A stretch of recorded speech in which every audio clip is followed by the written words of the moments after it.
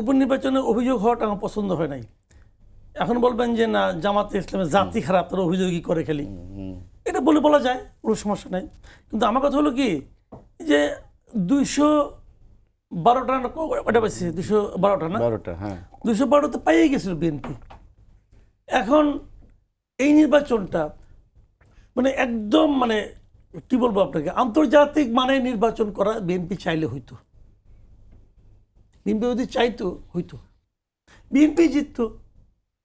কিন্তু বিএনপি এটা ছেড়ে দিয়েছিল যে তোমরা যা পারো করো, ওরা যা পারছে করছে। মানে কি পারে, ওই যে এমপি সাহেবের কাছে ভালো হওয়ার জন্য যে আমার এলাকার কেন্দ্রে আপনি বেশি ভোট পাইতে হবে, দেখেন আমি পাওয়াই দিছি, তখন পাওয়া যায় ধরো নানা রকম ই করছে। এটা ঠিক হয় না, এটা বিএনপি একটু আত্মঘাতী হয়ে গেছে বিএনপির জন্য। কিন্তু আপনি যেভাবে বলছেন সেভাবে কি আদৌ কি এরকম কিছু হয়েছে? আমি মনে করি হয়েছে, আমি মনে করেছি, কারণ আমি নিজে ওখানকার কিছু লোকজনের সঙ্গে কথা বলছি। আমি তো বিভিন্ন পত্রিকায় চাকরি বাকরি করছি তো আগে, তো সব পত্রিকারই কিন্তু কিছু বন্ধু বান্ধব ওখানে আছে, প্রতিনিধি আছে, আমি দু একজনের সঙ্গে আলাপ করে টুকটাক আলাপ করে দেখছি। ওখানে একচেটিয়া হয়েছে, অনেক কিছু হয়েছে, জামাতের লোকজনকে বের করে দেওয়া হয়েছে। শেরপুরে, বগুড়া না, শেরপুরের কথাটা বলি আমি, শেরপুরে এটা হয়েছে ভাই।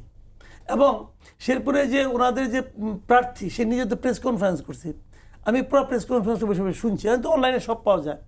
উনি আমার বক্তব্য হচ্ছে যে 4টার পরে কেন এই ঘটনার পরে না, আমি বলি আপনাকে, আমি ওটাও খেয়াল করছি।